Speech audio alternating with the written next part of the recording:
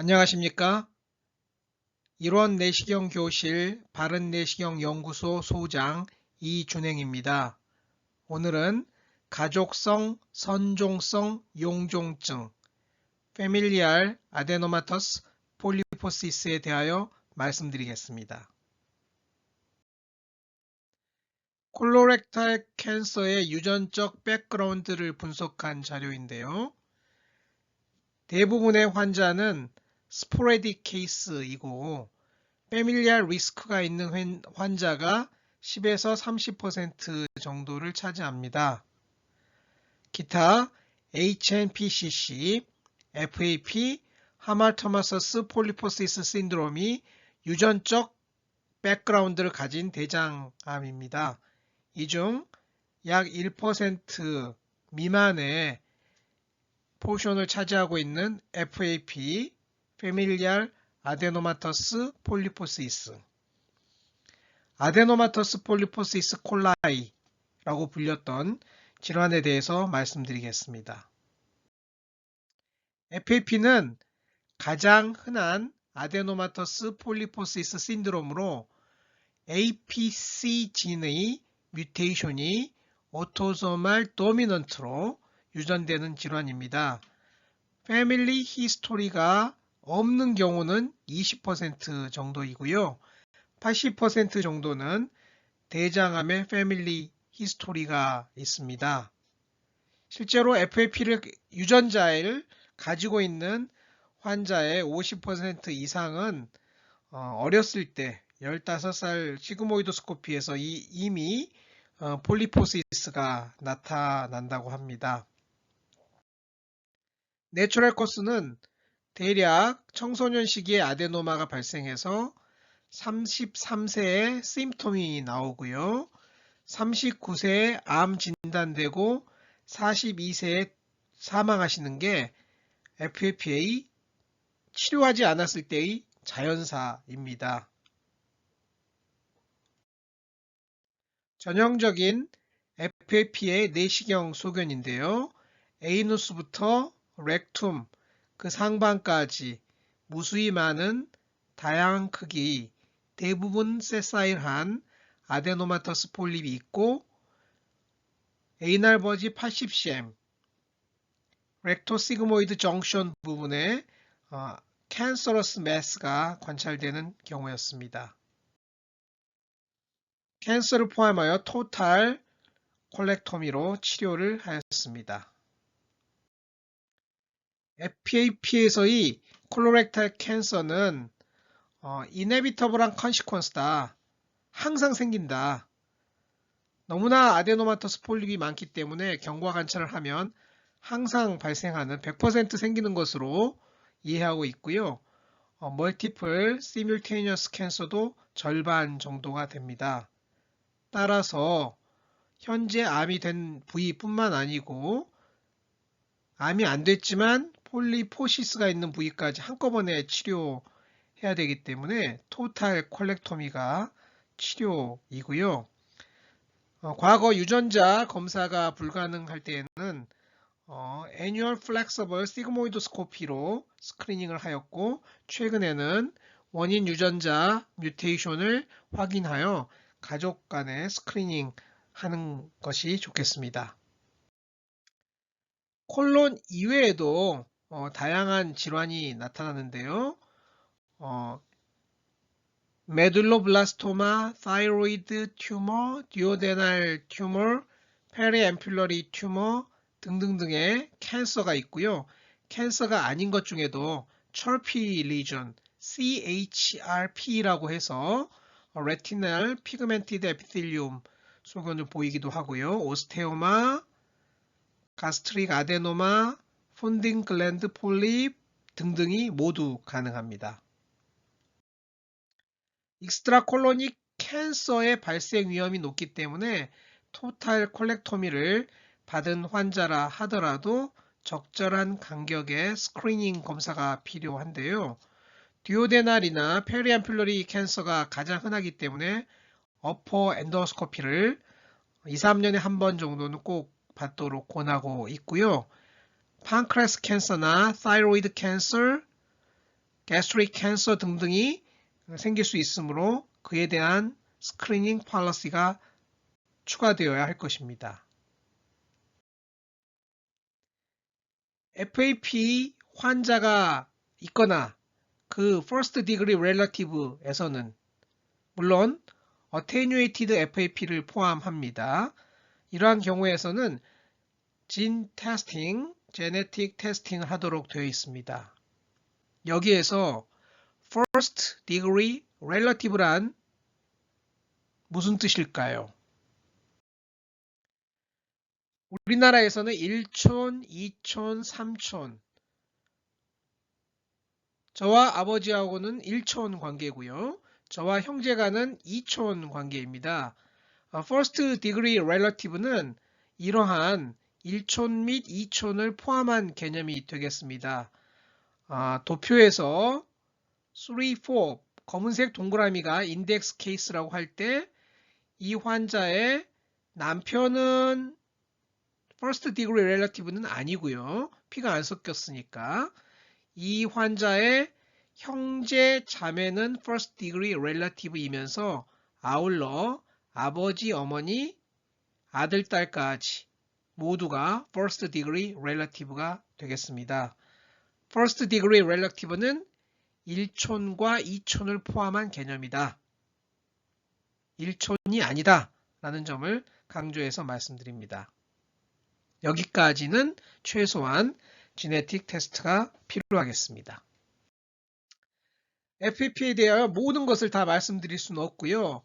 주로 상부이장관을 전공하는 저의 입장에서 몇 가지 토픽을 잡아 보았습니다. 언제 FAP를 의심해야 하는가? FAP에서 관찰되는 gastric fundic gland polyposis는 어떠한 모습인가? gastric 아데노마나 캔서의 발생률은 증가하는가? 디오데날 아데노마는 어떻게 할 것인가에 대하여 말씀드리겠습니다. 먼저 언제 FAP를 의심해야 하는지 생각해 보겠습니다. 위 12지장 선종으로 의뢰된 분인데요. 좌측 12지장 사진을 보시면 여러 개의 약간 흰색의 flat elevated 가운데가 약간 함몰된 multiple adenomatoous 소견이 보이고요. 거의 같은 내용이 gastric antrum에도 보이고 있습니다. 이처럼 매우 많은 수의 duodenal adenoma가 발견되었을 때는 지네틱 백그라운드가 없는지 생각하셔야 합니다. FAP를 의심하였고 대장 내시경에서 다수의 선종을 발견하였으며 FAP 유전자 변이를 확인하였고 가족들에서도 동일한 질환을 다수 발견하였습니다. 건강검진에서 발견된 멀티플 듀오데날 아데노마를 클루로 하여 FAP 패밀리를 찾아서 많은 환자들을 치료하였던 증례가 되겠습니다. 라파로스코픽 토탈 프록토콜렉토미를 이 환자에서는 시행하였고요. 약 200개 정도의 튜블라 아데노마가 있었으며 캔서는 아직 발생하지 않았습니다. 그래서 패밀리아 아데노마터스 폴리포시스로 합당한 것으로 최종 병리 결과가 나왔습니다. 두 번째 환자입니다. 여자 40세였는데요. 갑상선암 수술 후 대장 내시경에서 발견된 FAP입니다. 대장암은 가족력도 있었습니다. 좌측 초음파가 갑상선암이고요. 이를 클루로 검사를 하여 발견한 콜론 폴리포시스와 스토막 폰디클랜드 폴리포시스입니다. 그러면 어떤 점이 특이한가? 갑상선암 수술 후 FAP 가능성이 병리 의사에 의해서 제기됐다는 점이 이 증례의 특징입니다. 갑상선 초음파의 유용성에 대한 논란은 있으나 아직까지 우리나라에서 많은 수의 갑상선 초음파가 시행되고 무증상 갑상선 암에 대한 수술이 이루어지고 있습니다. 파퓰러리 사이로이드 카시노마 중 여러 종류의 베리언트가 있는데요. 그 중에서 오늘 말씀드리고 싶은 거는 8번째 크리브리폼 모듈라 베리언트입니다. 0.2%를 차지한다고 되어 있는데요. 일반적인 파퓰러리 사이로이드 카시노마에 비하여 크리브리폼 모듈라 베리언트 파퓰러리 사이로이드 카시노마는 유전적 백그라운드가 있기 쉽고요. FAP와 동반되어 있다는 경우가 53%입니다. 즉, 타이로이드 수술을 해서 크리브리폼 모듈라 베리언트 파퓰러리 사이로이드 카시노마가 진단되면 가장 먼저 해보아야 될 것은 콜로노스코피입니다.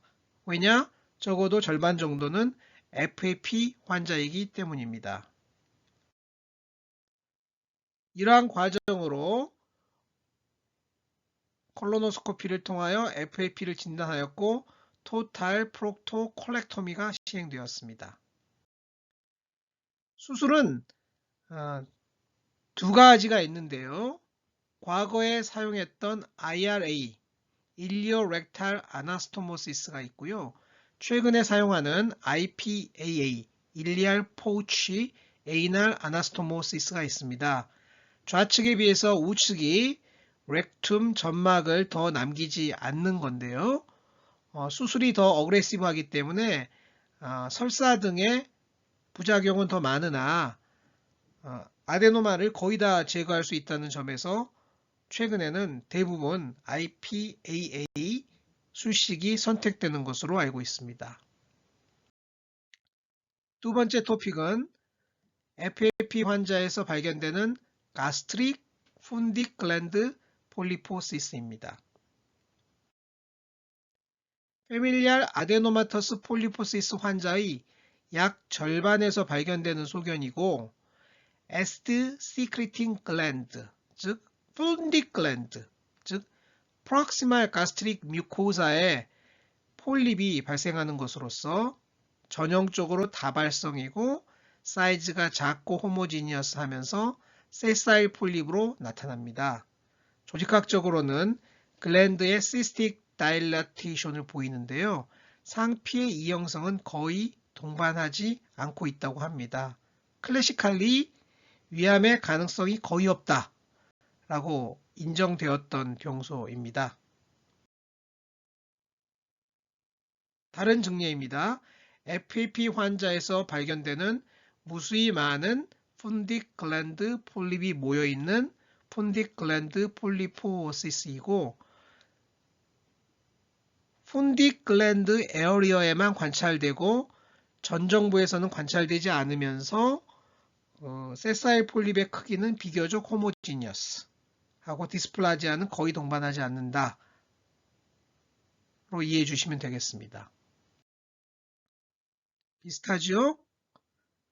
약간 페일해 보이는 경향이 있습니다. 그러나 모든 FAP 환자에서 무수히 많은 푼딕 글랜드 폴립이 보이는 건 아니고요.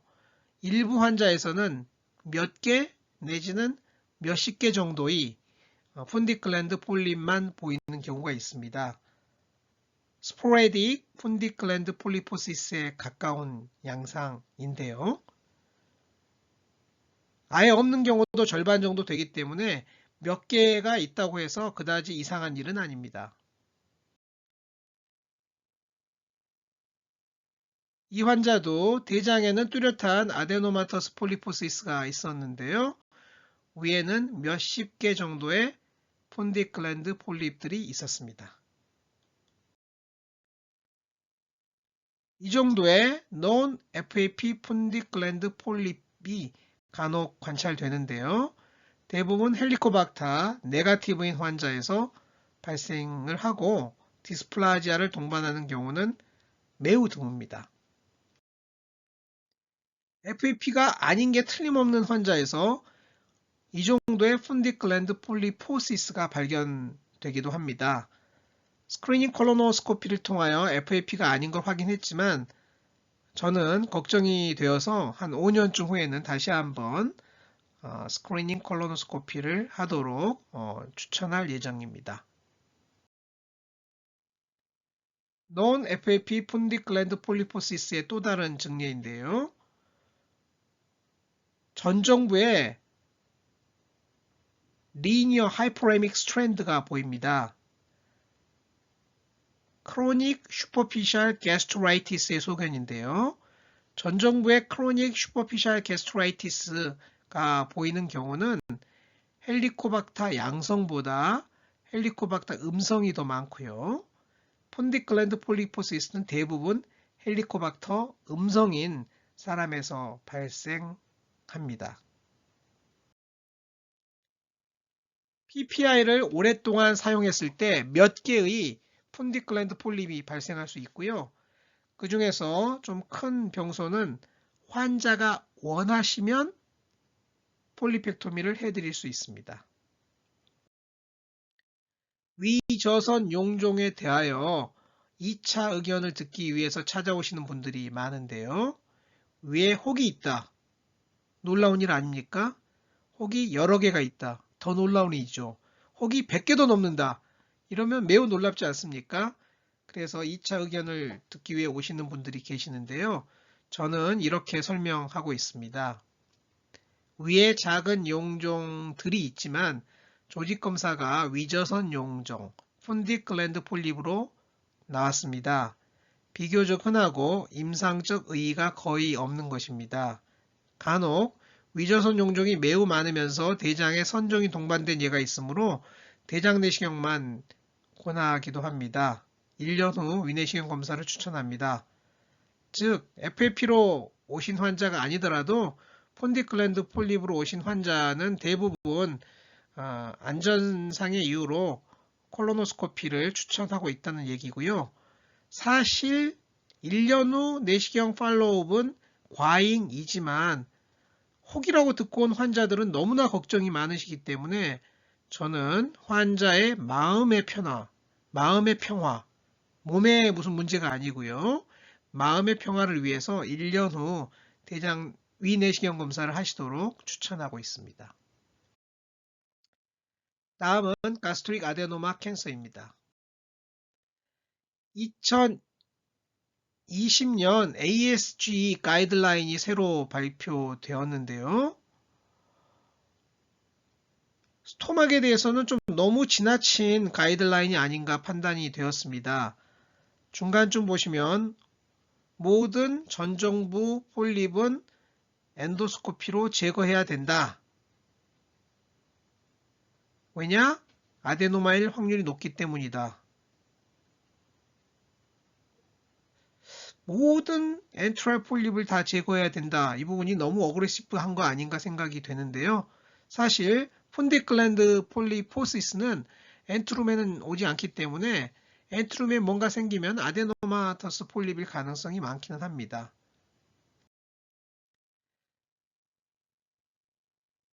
푼디클랜드 폴립 그 자체가 디스플라지아를 보이면서 캔서를 보이는 경우가 있는 것으로 되어 있는데요. 대부분 일본에서 나온 케이스 리포트이고 저는 경험한 적이 없습니다.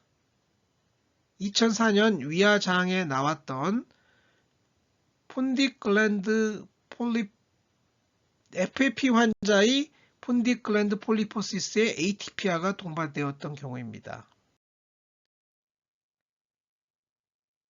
FAP 환자의 푼디클랜드 폴립에서 EGC가 발생한 경우였습니다. 사실 FAP가 아닌 푼디클랜드 폴립에서 캔서가 발생하였던 경우는 제가 한 번 경험한 적이 있고 일전에 소개해드렸지만 AP 환자에서는 한 번도 없었거든요. 매우 드문 증례라고 할 수 있겠습니다. 전정부 아데노마가 있는 환자는 종종 경험합니다. 보시는 바와 같이 매우 많은 콜로닉 폴리포시스가 있고 휴지 매스, 캔서러스 체인지가 이미 발생한 환자의 스토막에서 몇 개의 플랫 엘리베이티드 아데노마가 발견되었고 멀티플 EMR로 치료를 하였습니다. 또 다른 환자이고요. 한 10개 정도의 폴립이 있었고 대부분 EMR 방법으로 치료하였습니다. 멀티플 EMR로 치료하고 있는 장면입니다. 일부 전정부 아데노마는 경계가 매우 불분명하여 정확한 마진을 가지고 엔도스코픽 리섹션을 하기 어려운 경우가 있는데요. 그럴 때에는 아블레이션을 하고 있습니다. FAP 환자에서 전정부에 캔서가 있어서 EMR을 시행했던 경우는 지금까지 단 한 예 경험하고 있습니다. 0.8cm짜리 라미나 프로프리아에 국한된 조기위암이었고 내시경 치료 후 재발 없이 경과 관찰을 할 수 있었습니다. 듀오데날 아데노마에 대해서 말씀드리겠습니다. 여러 연구가 있었는데요. 연세대학교 외과에서 나온 자료를 보면 절반 정도의 환자에서 듀오데날 아데노마가 있다 라고 되어 있습니다. 존스 홉킨스 레지스트리에서 듀오데날 아데노칼시노마의 렐러티브 리스크는 일반인에 비해서 331, 앰필러리 아데노칼시노마의 리스크는 일반인에 비해서 124인 것으로 나와 있습니다. 듀오데날 아데노마는 60 내지 90%에서 발생하는데 나이에 따라 증가하고요. 앰필러바타의 아데노마가 매우 흔하고 듀오데날 캔서의 라이프타임 인시던스는 5% 전후입니다. 제주날 아데노마도 드물게 발생하지만 암까지 되는 경우는 드물고요. 일리알 아데노마는 더욱 드뭅니다. FAP의 듀오데날 아데노마를 라이프타임 인시던스를 살펴보면 97%, 오래 살면 거의 다 걸린다 라고 보시면 되겠고요. 멀티플하고 세컨드 포션에 많고 FAP로 수술, 콜렉토미를 한 환자에서의 가장 흔한 말리그넌시 약 5에서 8% 정도 나온다고 보시면 되고요. 대장 수술한 환자의 leading cause of death입니다. 그러니까 중요하죠. FAP 환자였고요. 듀오데눔, 스토막, 앰뷸라에 아데노마가 있었던 경우였습니다. 이 경우도 앰뷸러리 아데노마와 듀오데날 플랫 아데노마즈가 있었던 경우이고요. 앰뷸라에 아데노마가 생기면은 이제 파필렉토미, 엔도스코픽 리섹션을 하면 되는데 논 앰뷸러리 리전에 이렇게 아데노마가 많은 것은 사실 일일이 리섹션을 하긴 어렵습니다. 대부분 큰 것만 아블레이션으로 컨트롤하고 있습니다. 싱글 듀오데날 아데노마가 있었던 환자이고 이런 경우는 엔도스코픽 리섹션을 적용할 수 있습니다. 대부분의 환자에서는 멀티플 병소이기 때문에 리섹션보다는 아블레이션 또는 옵조베이션을 할 수가 있습니다. FAP 환자의 듀오데날 리전에 대한 리스크 이밸루에이션은 스피겔만이 1989년 란셋에 보고한 리포트, 그때 제시된 클래시피케이션에 따라서 진행되고 있는데요. 우리가 다 이해하고 있는 스피겔만 스테이지입니다. 폴립의 개수와 폴립 사이즈, 히스톨로지, 디스플라지아를 조합하여 그 점수의 합으로 스테이지를 정하는데요. 최근에는 내시경의 해상도가 좋아져서 FAP 환자에서 폴립이 무수히 많이 발견되는 경우가 있어서 넘버 오브 폴립에서 벌써 3점을 받는 경우가 많기 때문에 스테이지가 조금 더 올라가는 경향이 있습니다. 큐뮬러티브 인시던스를 보여주는데요. 80살까지 사시면 95% 아데노마가 생기고요. 스테이지 4는 20%, 캔서는 5에서 8% 정도 발생하는 라이프타임 리스크가 있습니다. 5에서 8%의 캔서 리스크인데요. 꼭 치료를 해야 되는지 고민이 아닐 수 없습니다. 환자하고 자세히 상의해서 치료 방법을 결정하고 있는데요. 왼쪽 사진은 스토막의 폰디클랜드 폴리포시스, 중간 사진은 앰필러리 아데노마, 오른쪽 사진은 멀티플 듀오데날 플랫 엘리베이티드 아데노마입니다. 폰디클랜드 폴리포시스는 당연히 경과 관찰을 하고요. 앰필러리 아데노마는 여간하면 파필렉토미로 엔도스코피 리섹션을 하고 있고, 멀티플 듀오데날 아데노마는 큰 것만 APC 아블레이션을 할 수밖에 없습니다. 모두 다 리섹션을 할 수 없기 때문입니다. 이 정도의 플랫 아데노마였어도 아블레이션을 잘하면 이 부분은 컨트롤할 수 있습니다. 깨끗하게 치료된 모습입니다. 그러나 APC를 멀티플하게 시행하면 출혈이나 천공이 발생할 수 있습니다. 출혈은 가끔 경험하고 있고요. APC 하는 장면이고, 출혈로 내원하셔서 지혈수를 하였습니다.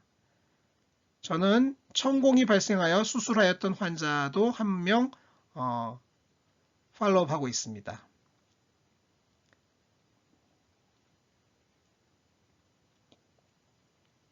APC를 하면 이렇게 큰 궤양이 발생하기 때문에 로컬 튜머 컨트롤은 제법 잘 됩니다. 간혹 COX-2 이니비터를 사용하여 케모 프리벤션을 하면 도움이 되지 않는가 라는 의견이 있는데요. 대부분의 결과는 네거티브 내지는 2002년 거트지에 실린 논문인데 에어리어가 그러니까 용종이 줄어들었다 이렇게 표현할 수 있는 정도는 아니었고요. 용종에 의한 에어리어가 셀레콕시브를 사용하였을 때 조금 줄어들었다 라는 정도인데요. 이 정도의 아데노마 에어리어의 감소가 실제 있었다 하더라도 향후 캔서 리스크를 줄였는지는 명확하지 않고요. 또 셀레콕시브에 부작용 위험도 있지 않습니까? 그래서 현재는 캔서 프리벤션을 위해서 FAP 환자에서 셀레콕시브나 COX-2 셀렉티브 이니비터 아스피린은 전혀 사용하지 않고 있습니다. 지금까지 설명드린 내용을 요약하면 60세 80% 정도 발생하고 80세 95% 정도 발생하고 듀오데날 캔서는 5%인데 스피겔만 스테이지 4나 캔서일 때 수술을 하기 때문에 실제로 수술이 필요한 경우는 10%가량이 되었다라는 핀란드의 자료입니다. 최근 ASG에서 가이드라인을 냈는데 듀오데날 아데노마에 대해서는 매우 적절한 가이드라인이 나왔다고 생각합니다.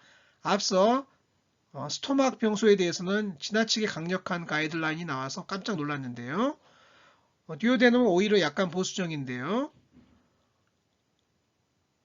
내시경 검사를 하는 이유는 캔서가 발생할 수 있는 하이리스크 페이션트를 고른다는 데 의미가 있고 스피겔만 스테이지 3, 4 하이 그레이드 디스플라지아 폴립 사이즈 1cm 멀티플 플랫 카펫 같이 자라는 경우에 암 발생이 높다고 되어 있고요. 특히 페리앰필러리 에어리어는 주의를 해야 되는데 이 부분에는 암이 많고 따라서 여기서 뭔가가 발생되면 엔도스코피 리섹션을 하고 있는 게 현실입니다. 다른 부위에 생긴 아데노마는 아블레이션 하였으나 앰필러리 리전에 생긴 병소에 대해서는 파필렉토미로 엔도스코피 리섹션을 하였습니다. ASG 가이드라인을 좀 더 살펴보면 제가 중간에 붉은색으로 표시하였는데요. It is unknown if this truly changes the natural history of cancer risk. 우리가 열심히 파필렉토미를 하고 열심히 APC를 한다고 해서 향후 캔서 발생률이 줄어들 것인가를 장담할 수 없다는 것입니다. 캔서 진단을 약간 늦추는 정도의 효과가 맥시멈이 아닐까라고 추정되고 있는 상황이고요. bleeding risk, population risk, 환자의 삶의 질 저하 등등을 고려할 때 사실 FAP 환자에서 non-ampullary multiple flat duodenal adenoma를 꼭 내시경 치료를 해야 되는지는 저는 의문을 가지고 있고요. 현재는 진단되는 환자의 절반 이상을 치료 없이 경과 관찰하고 있습니다. 이러한 관점에서 2004년 거트지에 발표되었던 치료 전략이 간단하고 오래되었지만 여전히 유용하다고 생각합니다. 스피겔만 스테이지 1 소수의 플랫 아데노마가 있는 경우는 5년에 한 번 팔로우. 스피겔만 스테이지 3 여러 개의 용종이 있는 경우는 여기에 해당하는데요. 1, 2년 간격으로 엔도스코피. 즉 스테이지 4가 돼서 캔서 발생이 임박한 경우를 제외하면은 우리나라에서는 일반적인 위암, 검진, 내시경을 받으면 충분하지 그 이상 더 잦은 스크리닝 엔도스코피가 필요하지는 않다라고 생각할 수 있겠습니다.